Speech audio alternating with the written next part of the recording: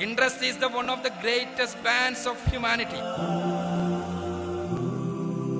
The Great Depression of 1927, the Black Swan event of 1987, and dot-com crisis of 2000 are all major economic crises that hurt the world economy. False credit ratings for the big corporations, boom and collapse of the shadow banking system, and a commodity bubble are the causes of the current financial crisis.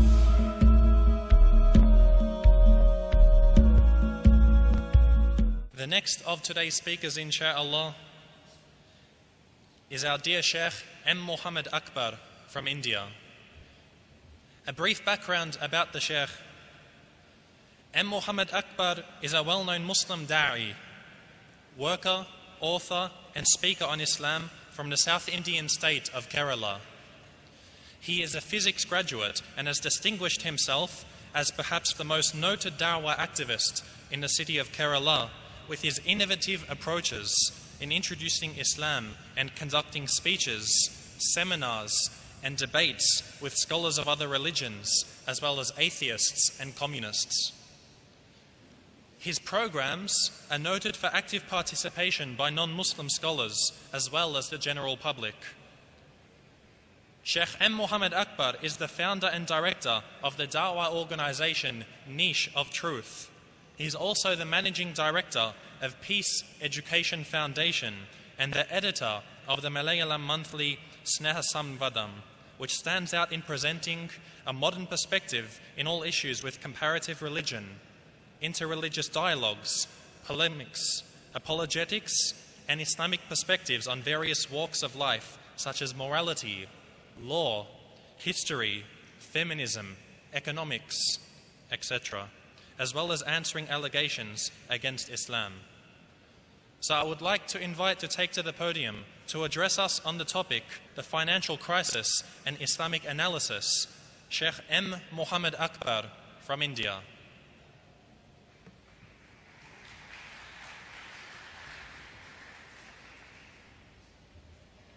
Assalamu alaikum wa rahmatullah. Bismillahir Rahmanir Rahim. Alhamdulillahi Rabbil Alameen. As-salatu was-salamu ala ashrafil mursaleen wa ala alihi wa ashabihi ajma'in, amma ba'd. A'udhu billahi minash shaitanir rajim. Bismillahir Rahmanir Rahim. Qala ja'alni ala qaza'inil ardi inni hafizun alim.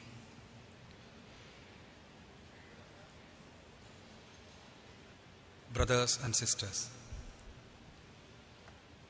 the topic assigned on me in this peace conference is Islamic analysis of the current financial crisis. You have already heard the reflections on the Islamic solutions of the world financial crisis by the world's #1 expert of Islamic economics, Dr. Hussein Hamid Hassan. Considering the width and depth of the subject, as well as the time constraints of this conference, I'm just going through my paper prepared on this topic. Bangladesh-born Amartya Sen wrote The Argumentative Indian in 2005, 7 years after winning the Nobel Prize in Economics. His purpose seems to have been to condemn the communal violence fueled by the new Hindu cultural chauvinism as foreign to Indian history and identity, and to advocate for a return to native traditions of intellectual pluralism and public debate. Yet many of his arguments remain thoroughly relevant in our contemporary world, India and elsewhere.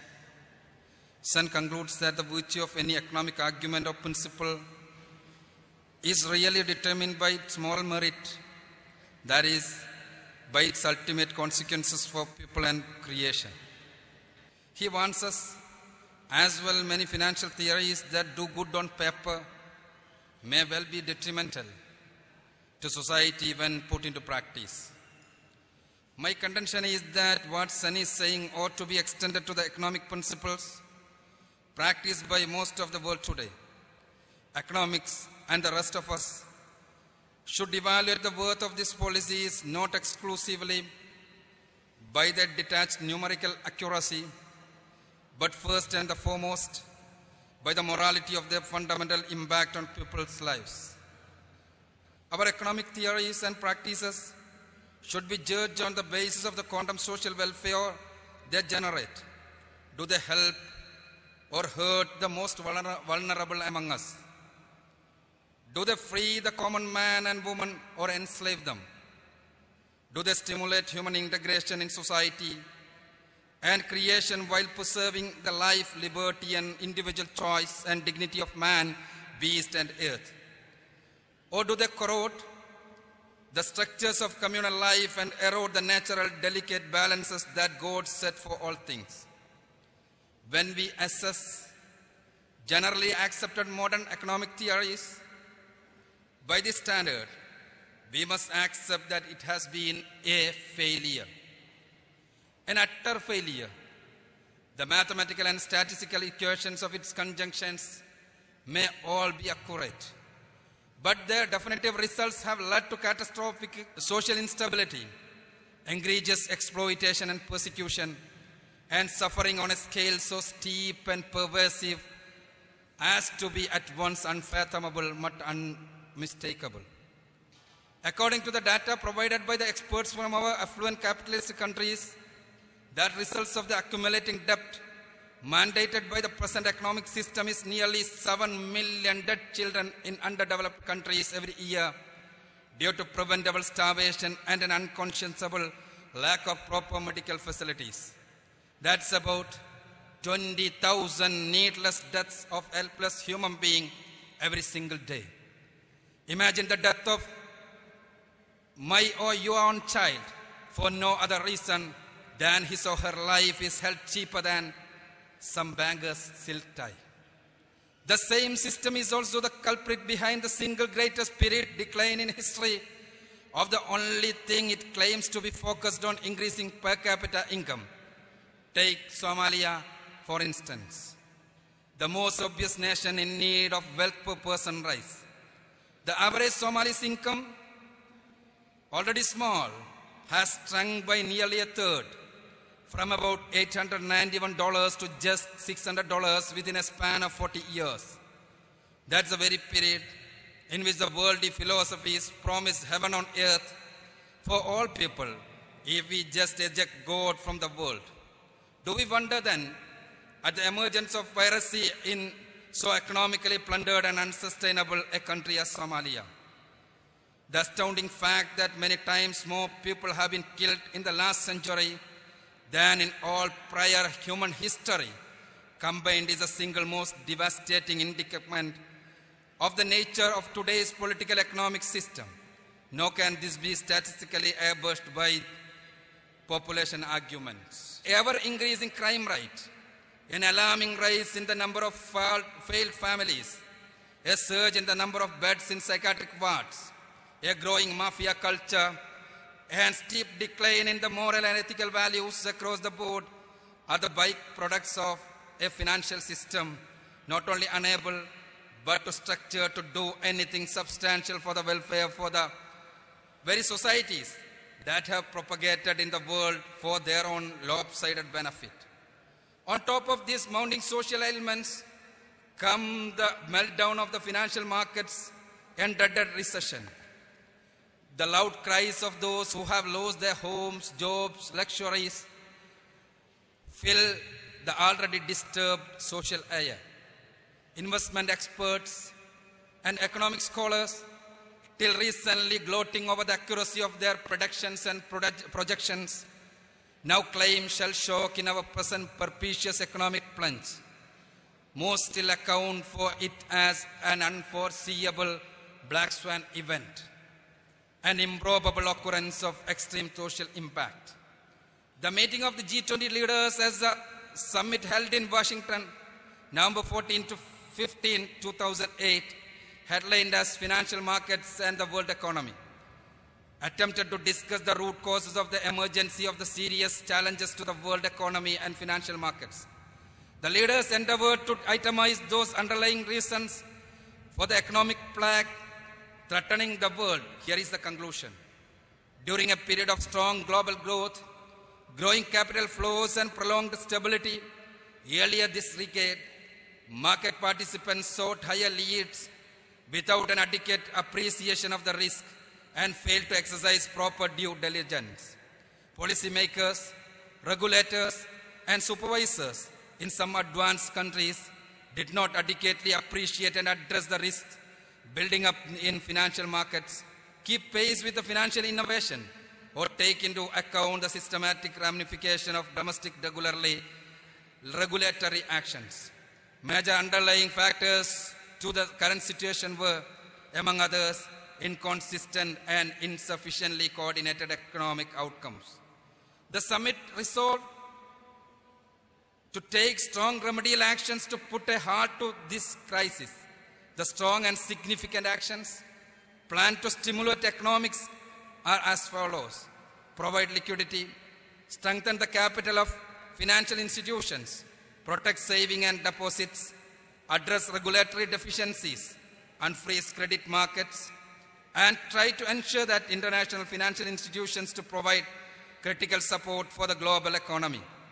The joint statement made at the end of the meeting bore a note of cautious optimism, but thus far the hopes of these leaders are not yet being translated into reality that adequately relieves the people. Time perhaps tell us differently, but that hope seems as risky as the financial practices that got us here. Growth of the housing bubble, easy credit conditions, subprime lending, predatory lending, deregulation, increased debt burden or over-leveraging, financial innovation and complexity, false credit ratings for the big corporations, boom and collapse of the shadow banking system, and a commodity bubble are the causes of the current financial crisis, according to the economists of the capitalistic countries. But are these the symptoms or the root causes? John Bellamy Foster, editor of Monthly Review, New York, John Bogle, founder of the famed United States investment management company, the Vanguard Group, and Egyptian economist Samir Amin say that the current financial crisis is merely a symptom of another deeper crisis, which is the systematic crisis of capitalism itself. If not, why capitalism exhibits crisis so often? The bankers' panic of 1907, the Great Depression of 1927, the Black Swan event of 1987, and dot-com crisis of 2000 are all major economic crises that hurt the world economy, and all were more or less made in the USA, the flagship of capitalism. The Economist and Statesman of the United States and other G20 nations are trying to analyze the present crisis and find a solution to it, standing within the parameters of their present system. This in itself could make them unable to see the root causes of the problem. Unless they see things in a broader perspective, they will not be able to fully realize the origins of the malady that has afflicted the world. It is here that insight into Islamic and economic principles in relation to the present economic crisis become relevant. Islam is the only religion in the world that less comprehensive economic beliefs of its own. The principles established by Islam as a part of its way of life have already proved successful in practical reality. Here are few things that a serious consideration of revealed economic morality would end in our capitalist world. First and foremost, the unremitting avoidance of acknowledging that there is a sole creator who decrees for man and the world and who is humankind's individual and collective judge.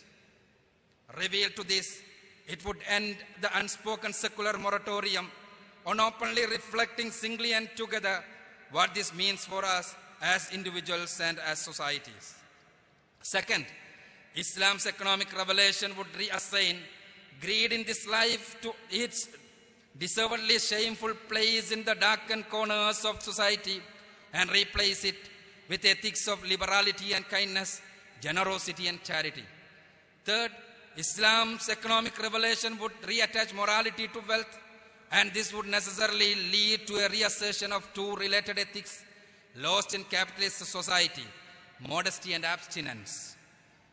And here we come to a significant challenge, for modesty is irrevocable connected to chastity, sexual modesty, and the alteration of dress, all of which have everything to do with marriage and the reassertion of families, rights of the state, and specifically paternal rights over that of the corporation.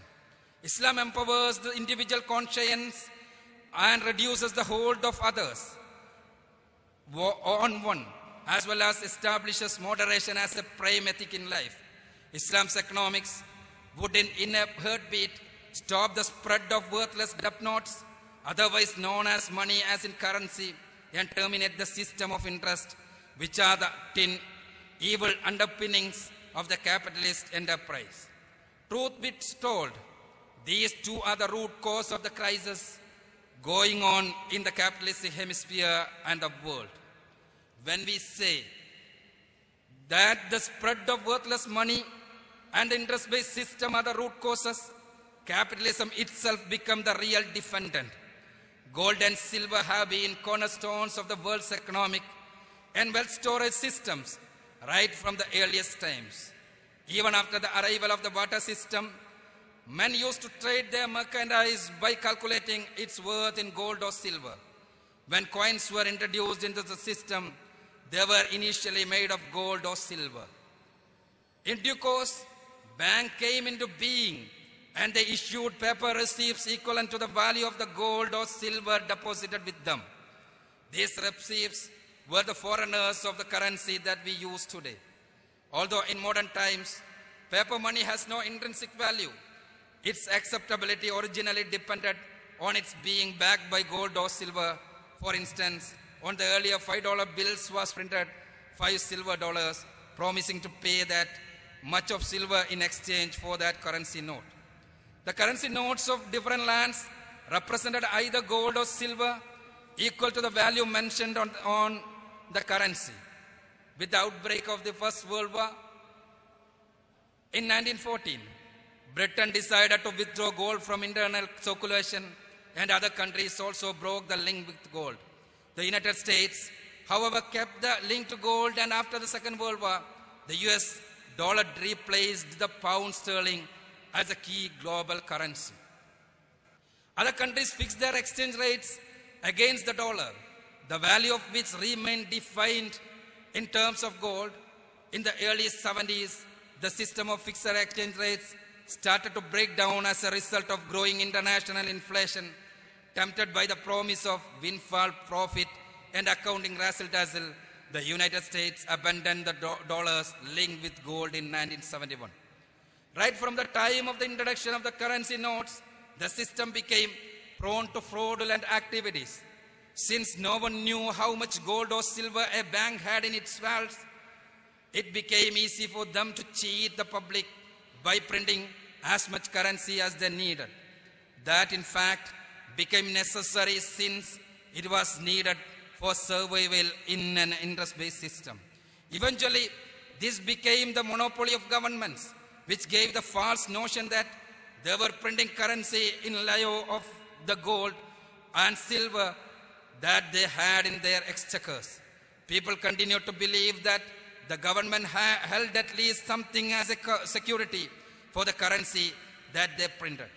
This came to an end with the introduction of the fiat currency in 1971. Fiat money or fiat currency is money whose value is not derived from any intrinsic value or guarantee that it can be converted into a valuable commodity such as gold.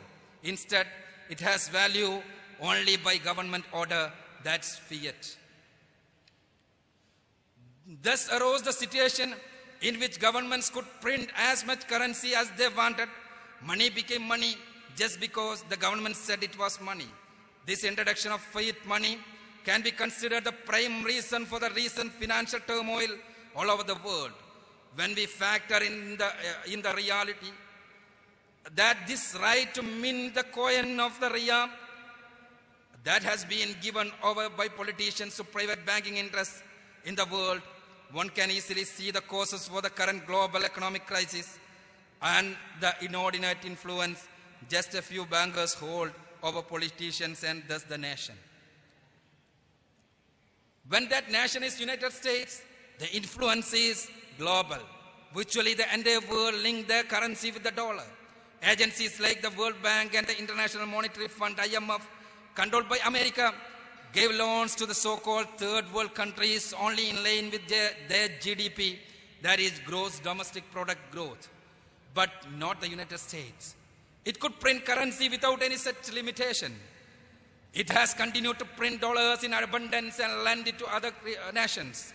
Thus, vast regions of the world became indebted to the United States. This directly led to the evolution of US-dominated world order.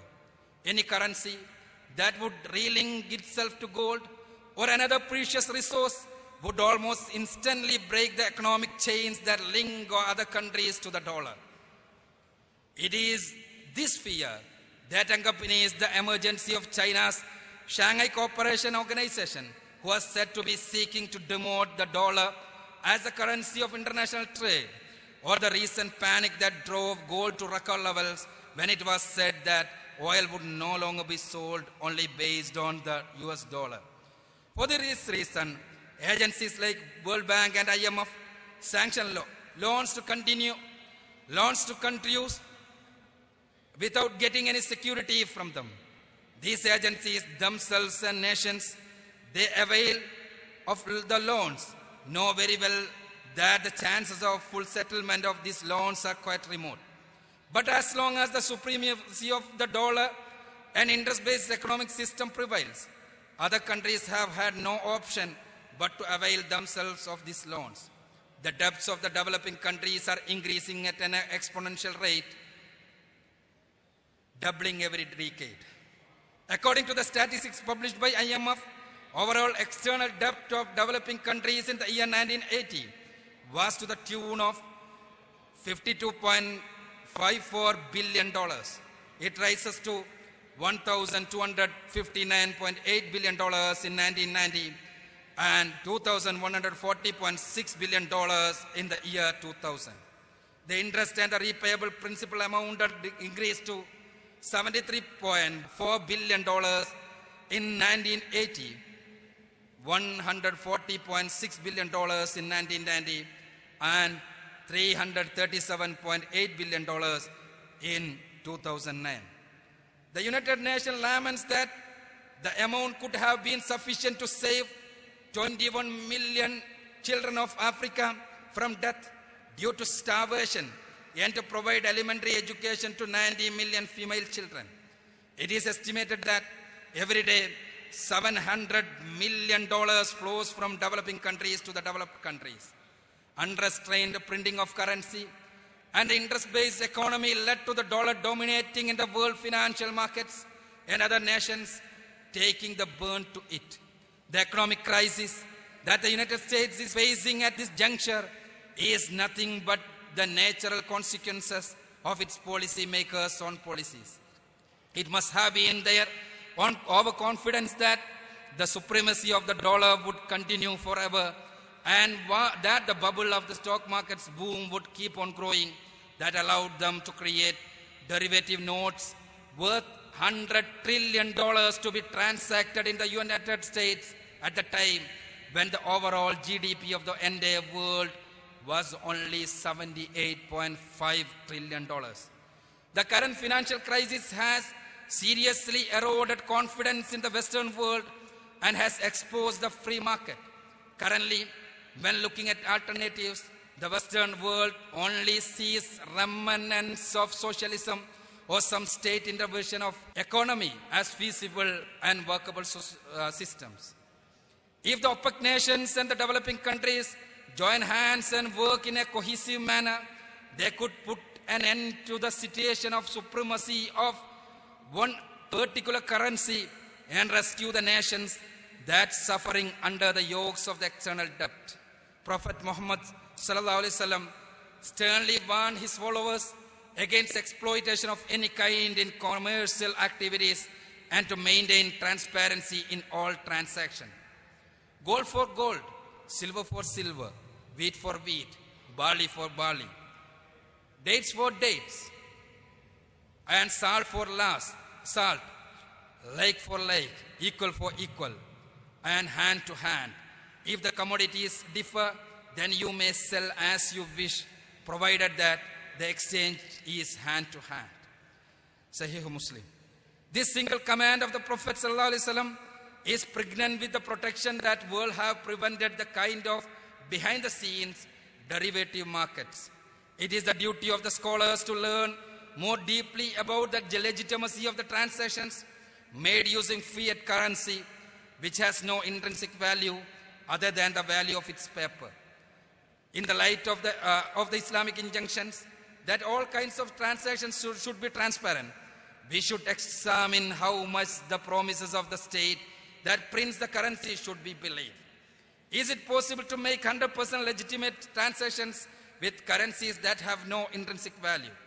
Won't the system that carry out industrial transactions be adversely affected when dealing with currencies that are perennially losing their value due to inflationary trends?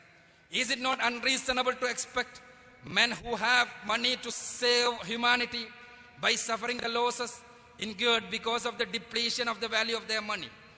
These facts point out that the concept of fiat money is against the principles of financial transaction in Islam.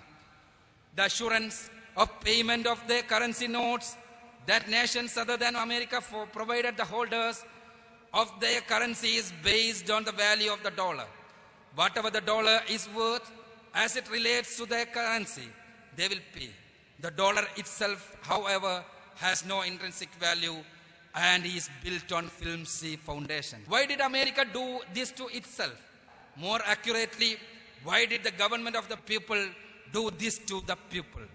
The immediate reason for the introduction of fiat money by the Nixon government was that Britain asked the US administration in 1971 to honor its commitment to issue gold for the dollars that the British government had.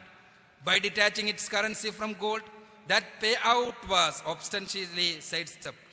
Yet even renowned Western economists have questioned the legitimacy of fiat currency. One of the most important economists and political philosophers of 20th century and the winner of the Nobel Prize in Economics in 1974, Friedrich August Hayek, had found fault with the system of fiat currency. The renowned German economist Ludwig Lachmann, American intellectual and economist Murray Newton Rothbard, British economist Israel Moore Kirshner, Dr. Chario Lavoie, professor of economics in New York University, Peter J. Botke, the American economist and the editor-in-chief of Review of Austrian Economics, are but a few among the great economists of the world who have raised doubt about the elasticity of the fiat currency and advocated the use of a currency with intrinsic value. The Austrian economists are generally of the opinion that in monetary economics, fiat money is an intrinsically useless good as a means of payment, and that fiat currencies ultimately destroy themselves and their nations with hyperinflation. Former president candidate Son Ron Paul's The Case for Gold, which is based on the report of the US Gold Commission, laments the fact that many people in America, in American public life, argue for the quality theory of money and for a currency which is based on its equivalent worth of gold, but to no avail. Those who still maintain the capitalistic mindset and yet argue in favor of the quality theory of money uphold the belief that this would put an end to inflation and related problems. Inflation is a rise in the general level of prices of goods and services in an economy over a period of time. The prominent factors that cause inflation are that the money in circulation increases, the availability of commodity decreases, the value of money decreases, and the demand for commodities increases. If the governments can print currency only based on gold or silver that they actually have in their reserves, they would not be able to print currency indiscriminately. This itself would control inflation and decrease the burden of the common man. It would motivate countries to produce in excess of their needs and earn gold guaranteed money in return for the goods they export. It would lead to real economic advancement among people as opposed to the progress on paper that world is accustomed to. This is how the world can really put into practice the divine principle that prosperity can be attained through sincere efforts. Interest is one of the greatest bands of humanity. It necessitates suffering in this world and invites God's wrath here and in the hereafter. According to several ahadith in Sahih al-Bukhari and Muslim, interest is one of the 7 deadly sins. The Prophet ﷺ said, the receiver and the payer of interest, the one who records it, and the witnesses to the transaction have been cursed. He said, they all are alike in guilt. Sahih Muslim. The companions, Samura bin Jundub reported that the Prophet ﷺ saw in his dream a man standing in a river of blood. On the river bank, there stood a man who had stones with him. Each time the man in the river wanted to come out, the man with the stones would throw the stone into his mouth, which would drive him back to his position. The Prophet ﷺ asked about this man in the river. He was informed he was a man dealing in riba. Sahih al-Bukhari. Imagine that a person who lived during the time of Prophet Isa, Jesus alayhi salatu wasalam, borrowed 1 ounce of gold at the rate of 5% compound interest and was not able to repay it during his lifetime. If anyone in his lineage who is living today decides to repay it, he would have to give gold that weighs several times the weight of the earth. This example clearly shows how harmful and impractical the concept of usury is. The earliest bankers used to lend commodities, charging interest for them. The traders who borrowed, they had to repay their debt by returning more stock to the bankers. But the clever bankers knew that this business would not last for long. This was the reason they came up with the idea of representative money, the forerunner of today's currency. The people who borrowed never realized how dangerous it was going to be. The greatest obstacle to advancement for developing countries is the huge amount of interest that they have to pay every year for the dollars that they have borrowed for the World Bank and IMF.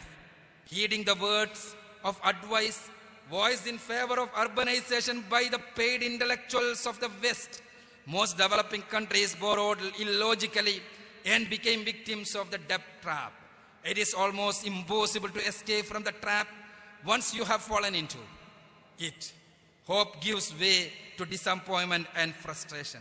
Suffering, starvation, malnutrition, and erosion of moral values are the immediate consequences. It is as if they are falling into a bottomless pit, and there is no one to send a search party. The governments continue to borrow to survive and live another day. The fact that almost 7 million children killed every year due to starvation and malnutrition should open the eyes of everyone. The per capita income of the United States rose from $9,983 in 1960 to $34,100 in the year 2000, an increase of about 400%. Remember the dwindling per capita income of Somalia in the same period, $891 to $600. Similarly, the per capita income of Madagascar decreased from $1,013 to $800, and that of Zambia came down to $750 from $1,172. The total amount of debt of the developed countries in the year 2005 was $290 billion. The repayment amount for the year amounted to $57.3 billion. Will these countries ever be able to repay their debts in full? Any sane person knows that they will not forever. The politicians and rulers of the developed countries accumulate huge wealth through corruption, and their corporate houses reap rich harvests through shady business deals.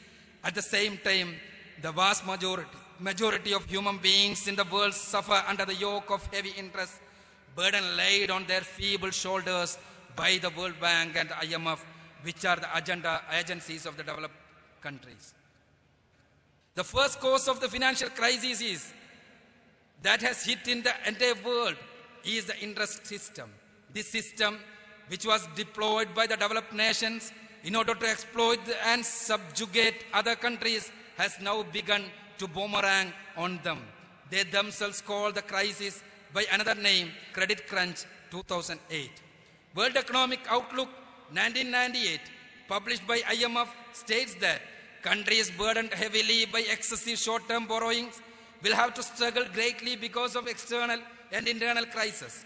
The neo-liberalists of the developed nations had never anticipated that the interest system that they had employed so successfully to exploit poor countries would one day turn its serpent's head against them and attack them so brutally. Yet, many still do not realize that they are succumbing to the same fate that any society based on interest is bound to suffer. The practices of the modern banking system are in conflict with the principles of Islam, as we have learned from our beloved scholar. Islam strictly prohibits taking or giving interest. It opposes exploitation in every for and stands for fair and equitable dealings among all men. Interest-based economies depend on the growth of money for their survival and expansion. Money does not grow of its own accord. It has to reach the hands of efficient entrepreneurs to make it grow. But the present system induces the entrepreneur to borrow relentlessly to aid the growth of the banks. The modern banking system is organized on the basis of a fixed payment called interest. They take away a huge portion of the profit that is made as a result of the hard work of the entrepreneurs. Even if a business they have invested in turns at a loss, they consider none of their money at risk. They still demand payment regardless. But banks not only reel in huge profit from the ungodly amounts of interest they receive, they also resort to the creation of credit. This process begins with bank lending money out of primary deposits.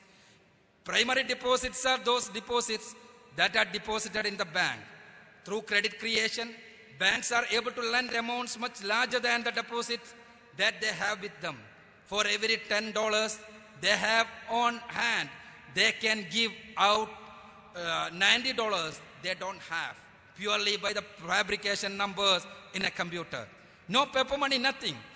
And even this $10 may have come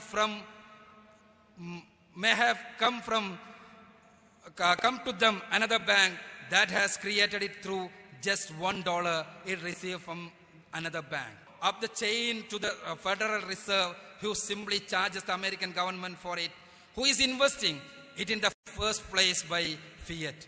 You or I would be arrested for doing the same. The mad rush by banks to make maximum profits is said to be responsible for 2008 credit crisis.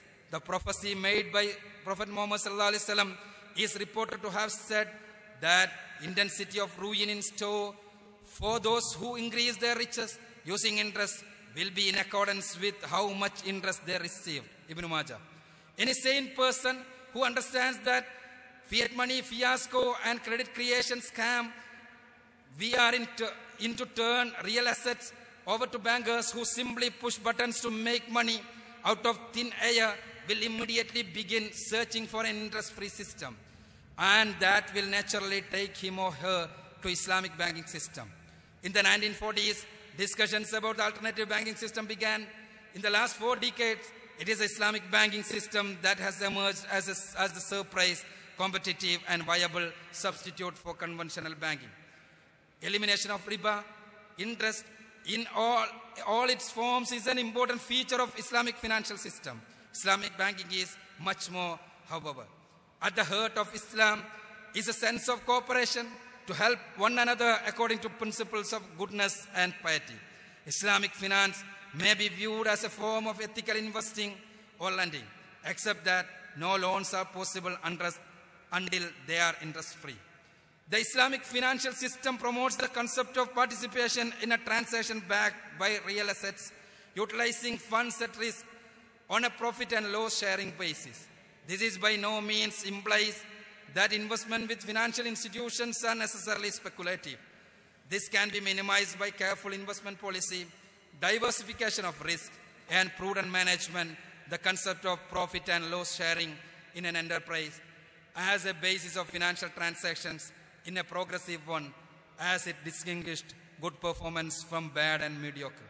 The Islamic banks have reportedly weathered the storm of the recent credit crisis very well.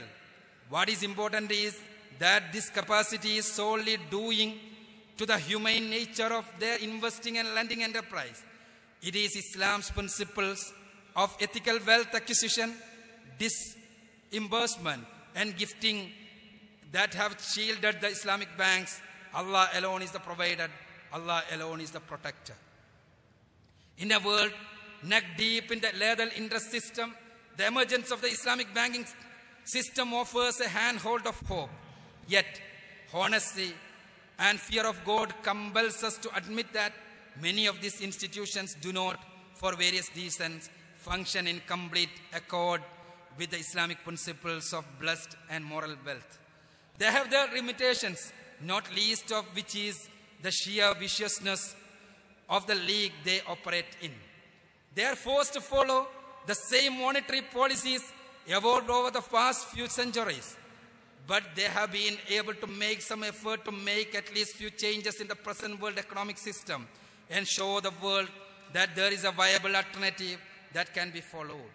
The first major effort by these Islamic banks to add momentum to this change is to adopt a currency based on its equivalent value of gold, silver, platinum, copper, or similarly precious commodities.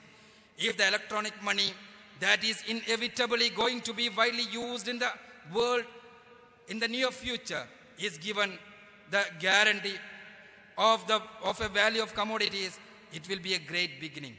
In such a scenario, poor and developing countries will become primary beneficiaries of the Islamic banking system, and they will surely recognize this. It is high time that the world realize that the present economic system is based on myths and frauds. Let the nations that Allah has blessed with real commodity wealth then rethink their financial policies and invest in value-based commodities in order to be able to lead the world down the financial straight path. Then they will be able to rescue the developing countries from the debt, interest, boobies trap they have fallen into. The world is craving change, and the key to that change has been placed in the hands of the Muslims. The current crisis represents an opportunity for Muslims to present the Islamic economic system as an alternative. Are Muslims ready to transform themselves and the world using the knowledge that God, the All-Knowing, has entrusted to them? Are Muslims courageous enough to declare to the world, as Prophet Yusuf alayhi did to the Egyptian king facing catastrophic economic crisis? Through Yusuf alayhi must have appeared the most unlikely candidate to do so, a slave coming forth from the depth of the prison. Appoint me over the treasuries of the land. I am a good keeper and well-knowing. This is no utopian pipe dream. History itself has made it clear that Islam's economic solutions and directives are practical, based on the human welfare of the most vulnerable among us, and bound to universally better and terrible human condition. If people blessed by Allah with knowledge of the principal sources of revelation, numbers, power, wealth, and humility in the face of His coming judgment become ready for this, it will be the beginning of one of the great transformation of human history for which man is surely due. It will be the beginning of an exploitation-free economic order and humane, locally driven globalization, returning man to his original state of collective stewardship and individual freedom. Yes, let we Muslims say, Ij'alni ala khaza'inil ardi inni hafizun alim. Appoint me over the treasuries of the land. I am a good keeper and well-knowing. As I told, this is a presentation on the Islamic analysis of the current financial crisis. So as I concluded, the key of transformation of the world is on the hands of the Muslims.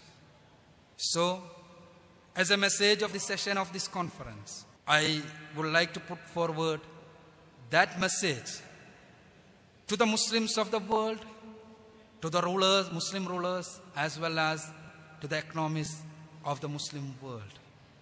We have to have a currency monetary system, and more perfect Islamic banking system can be achieved through our own monetary system. Without a monetary system which is backed upon intrinsic commodities, these crises will never end up. So this is the message of the total session, the economic session, that is, the Islam has the solution for the crisis, but that solution is not superficial. We have to go to the roots and find solution to that. Wa akhiru da'wana alhamdulillahi rabbil alamin. Assalamu alaikum. Jazakallahu khaira, Sheikh M. Muhammad Akbar. We will now have time, inshallah, for the question and answer session. As previously, we have the 2 mics for the brothers and 1 for the sisters, which will alternate in between. So once we are ready, we'll have the first question from the brother's mic on the right-hand side. Assalamu alaikum, sir. My name is Humayun. I am the student of finance. My question is about interest. That our holy religion, Islam, and the glorious Quran says that أُحِلَّ اللَّهُ الْبَيْعَ وَحَرَّمَ الرِّبَا. It means that interest is haram. But according to the most of accounting books and finance books, as well as the financial analysts and bankers and I as a finance students, we don't think so. Because, sir, you know better that money losing its value from time to time. And these bankers and financial analysts says that this is not actually the interest. This is only the cost which we take from you because of the devaluation of money. So please comment on this, sir. The problem of devaluation of money emerges from this fiat currency. That is why when I analyzed the present financial crisis, I first told that the base is on the monetary system. That monetary system lies on the fiat currency. That means a currency which doesn't have an intrinsic value. Money become money because governments say it is money. No value is there. So not only the devaluation, but the transactions, lending will not be possible in this system legitimately. Accurately will not be possible in this system. For example, for instance, let me say a person from here who is working over here borrowed 1 million dinars from a merchant at Kuwait before Saddam's invasion. And he put up a very good business over here. And he utilized that business, that amount in that business. When Saddam Hussein called Kuwait, he withdrawn that money. He withdrawn that money for some days. So the money, that dinar, did not have any value for that duration. It was available in the market for silly cash, pennies. So, if the person who borrowed 1 million dinars at the time before Saddam's invasion, if he give back that amount at the time of the Saddam invasion, will it be legitimate? No. Why? The same money he got, he is giving back. Why not? Because it doesn't have any intrinsic value. So the basic problem lies on that. Inflationary trends are coming from that. All the money devaluation problems are emerging from that. So we have to have a monetary system which lies on something which has an intrinsic value. But the case of interest is different. Even though the monetary system is based on the fiat currency, interest is not permissible because it is against the laws of nature. That is why Allah prohibited it. Money is for what? What is the purpose of money? To buy goods. Is it not? For the transaction of goods, money is necessary. So the laws of the goods should be suitable for money. Laws of goods should be suitable for money. What is the law of good? Third law of thermodynamics. No goods will grow itself. No goods will grow itself. It may deteriorate, but it will not expand. So money, the law of those goods should be suitable for the money. But in the interest system, it is not suitable. It's not suitable. Even though we are thinking on the financial, capitalistic financial system and financial economics, it is against the law of nature. And in Islam, it's prohibited also. Jazakallahu khaira. We'll have the next question from the sister's mic. This is a question from a sister. She says, why some scholars or students of knowledge follow the opinion that it is permissible to apply for a riba-based home loan if it is your first home or in a non-Muslim country where halal loan is not payable? Aren't they supposed to be patient and just rent house instead of engaging in riba? Why some scholars say that interest system in a non-Muslim country is halal? It has to be asked to those scholars. Nowhere in Islam riba is allowed. As we learned from our scholar talk before, and from the Quran itself, chapter number 2, verse number 275. We heard the recitation as the introduction of this session. Riba is haram, even though he is in a non-Muslim country or in a Muslim country. So, we cannot justify riba in any circumstances. Riba, Muslims should be away from riba related activities. Then how could we get loans? That's the question. And Muslim societies should have something for assisting people who is backward in those fields. That's the only solution which is applicable in the non-Muslim countries. The next question from the brother's mic on the left. Assalamu alaikum, Brother Imam Akbar. In fact, we talk about Islamic banking system, Islamic financial institutions, whereas in reality, I think there is no difference between conventional banking system and the commercial banking system, except the transposition of word. Instead of interest or riba, it is profit rate. Instead of post-import finance, it is murabbaha. And instead of overdraft facility, it is tawruk. So in reality, I am experiencing this, and also I would like to add that there is profit rate instead of interest, but there is no loss rate in Islamic banking system. So in this juncture, do you think that Islamic banking system is a substitute for the conventional or the commercial banking system? Thank you. Question is Islamic banking system do I think that is Islamic banking system a substitute for commercial banking system?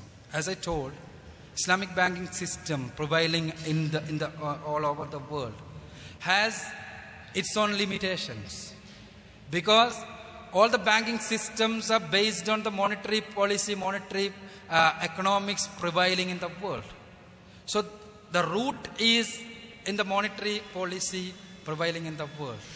So without changing that, Islamic banking system will have some problems, like our brother told.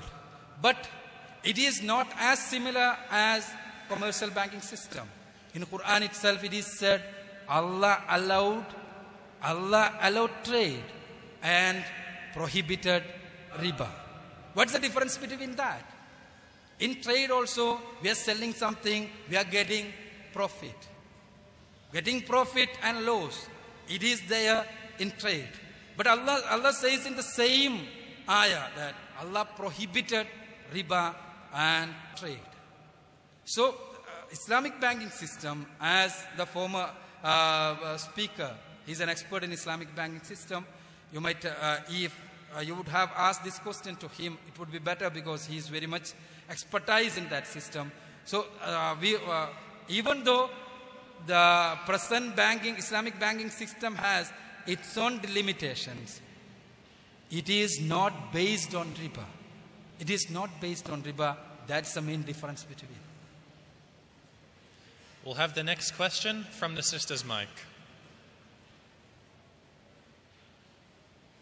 If we don't have anybody there, I can't actually see from here. We'll go to the front mic for the brothers. Assalamu alaikum wa rahmatullah. My question is, in the current situation in the world today, what type of investments can we make that would be 100% halal in the eyes of Allah? In the eyes of Allah, what are the types of investments we can make that is 100% halal? All the investment, except there is an involvement of riba and exploitation. No speculation business is allowed. No exploitation is allowed. All the transactions should be transparent. That's the only thing. No riba should come into the business. That's the only thing.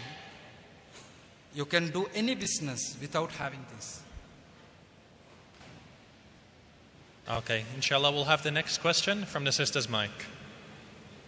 It's regarding the Islamic insurance. The sister wants to know what's the position of insurance, life insurance in Islam, and is there any halal insurance or Islamic insurance? What's the position of life insurance in Islam? Is there any halal insurance in Islam? Insurance involved in riba. Most of the insurance companies in the secular world is involved in riba activities. Life insurance as well as other insurances. So, the transactions with riba, with interest, in the name of insurance or in the name of anything else, it's haram. It is not allowed. But a social security system is allowed. That is what Islamic insurance is, as far as I know. Islamic insurance is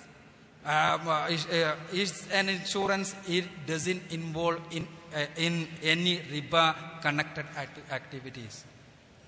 It is a social security system collecting money from various people, from a lot of people on a contract that if a person meet any accident or anything, he will be paid this much of amount. That is the basis of Islamic insurance system. That is a social security system without in connection with riba is halal. All other insurance which are connected with riba system is not allowed. Jazakumullahu khaira. That is all the time that we do have for the question and answer session. So may Allah reward our dear Sheikh M. Muhammad Akbar. Jazakallahu khaira.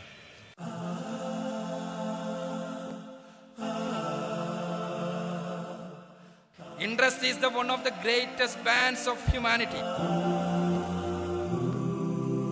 Great Depression of 1927, the Black Swan event of 1987, and dot-com crisis of 2000 are all major economic crises that hurt the world economy.